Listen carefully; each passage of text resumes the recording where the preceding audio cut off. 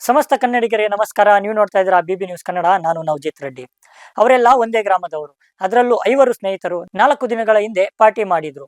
5ರಲ್ಲಿ 2 ಸಾವನ್ನಪ್ಪಿದರೆ ಇನ್ನೊಬ್ಬ ಆಸ್ಪತ್ರೆಯಲ್ಲಿ ಸಾವು ಬದುಕಿನ ಮಧ್ಯೆ ಹೋರಾಡ್ತಿದ್ದಾನೆ.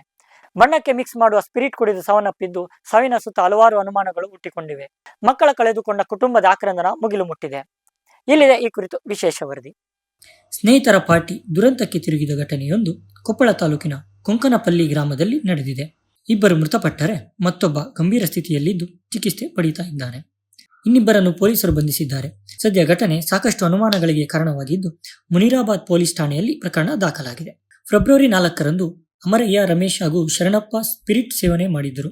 ಸ್ಪಿರಿಟ್ ಸೇವನೆ ಮಾಡಿದ ಮರುದಿನವೇ ಅಸ್ವಸ್ಥರಾದ ಹಿನ್ನೆಲೆ ಹುಬ್ಬಳ್ಳಿಯ ಕಿಮ್ಸ್ ಆಸ್ಪತ್ರೆಗೆ ದಾಖಲಿಸಲಾಗಿತ್ತು. ಅದರಲ್ಲಿ ನಿನ್ನೆ ರಮೇಶ್ ಹೊಸಹಳ್ಳಿ ಹಾಗೂ ತಡರಾತ್ರಿ ಅಮರಯ್ಯ ಹಿರೇಮಠ್ ಮೃತಪಟ್ಟಿದ್ದಾರೆ. ಶರಣಪ್ಪ ಅಂಚಿನಹಳ್ಳಿ ಸ್ಥಿತಿ ಗಂಭೀರವಾಗಿದ್ದು ಚಿಕಿತ್ಸೆ ಪಡೆಯುತ್ತಿದ್ದಾನೆ. ಒಟ್ಟು 5 ಸ್ನೇಹಿತರು ಪಾರ್ಟಿ ಮಾಡಿದ್ದು, ಆದರೆ ಇದರಲ್ಲಿ ಮಾರುತಿ ಬಂಡಿ ಹಾಗೂ ಶರಣಪ್ಪ ಗುರಿಕಾರ್ ಸ್ಪಿರಿಟ್ ಸೇವನೆ ಮಾಡಿರಲಿಲ್ಲ. ಹೀಗಾಗಿ ಈ ಘಟನೆ ಹಿಂದೆ ಹಲವು ಅನುಮಾನಗಳು ಹುಟ್ಟಿಕೊಂಡಿವೆ. ಇನ್ನು ಪೊಲೀಸರ ಮಾಹಿತಿ ಪ್ರಕಾರ ಗೋವಾ ಡ್ರಿಂಕ್ಸ್ ಅಂದುಕೊಂಡು ಸ್ಪಿರಿಟ್ ಸೇವನೆ ಮಾಡಿದ್ದಾರೆ ಎನ್ನಲಾಗಿದೆ. ಬಣ್ಣಕ್ಕೆ ಮಿಕ್ಸ್ ಮಾಡುವ ಸ್ಪಿರಿಟ್ ಅನ್ನು ಲಾರಿ ಚಾಲಕ ಮಾರುತಿ ಬಳಿ ಕೊಟ್ಟಿದ್ದ. ಅದೇ ಬಾಟಲನ್ನು ಗೋವಾದ ಕಾಜು ಡ್ರಿಂಕ್ಸ್ ಎಂದು ಕುಡಿದಿದ್ದಾರೆ ಎನ್ನಲಾಗಿದೆ. ಸದ್ಯ 2 ಮೃತಪಟ್ಟಿದ್ದು 2 ಮನೆಯಲ್ಲೂ ಕುಟುಂಬಸ್ಥರ ಆಕ್ರಂದನ ಮುಗಿಲು ಮುಟ್ಟಿದೆ. ಮೃತ ಅಮರಯ್ಯ ಕೆಇಬಿಯಲ್ಲಿ ಹೊರಗುತ್ತಿಗೆ ನೌಕರನಾಗಿ ಕೆಲಸ ಮಾಡುತ್ತಿದ್ದ.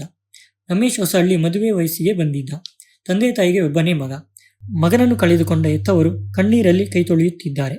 ಒಟ್ಟಾರೆ ಸ್ಪಿರಿಟ್ ಕುಡಿದು 2 ಸಾವನ್ನಪ್ಪಿರುವ ಪ್ರಕರಣ ಇದೀಗ ನಿಗೂಢವಾಗಿದೆ. ಸ್ಪಿರಿಟ್ ಕುಡಿದು ಸಾವನ್ನಪ್ಪಿದ್ರಾ ಅಥವಾ ಕುಡಿಯೋದ್ರಲ್ಲಿ ಏನಾದರೂ ಮಿಕ್ಸ್ ಮಾಡಿದ್ದಾರಾ ಅನ್ನೋ ಅನುಮಾನ ಹುಟ್ಟಿಕೊಂಡಿದೆ.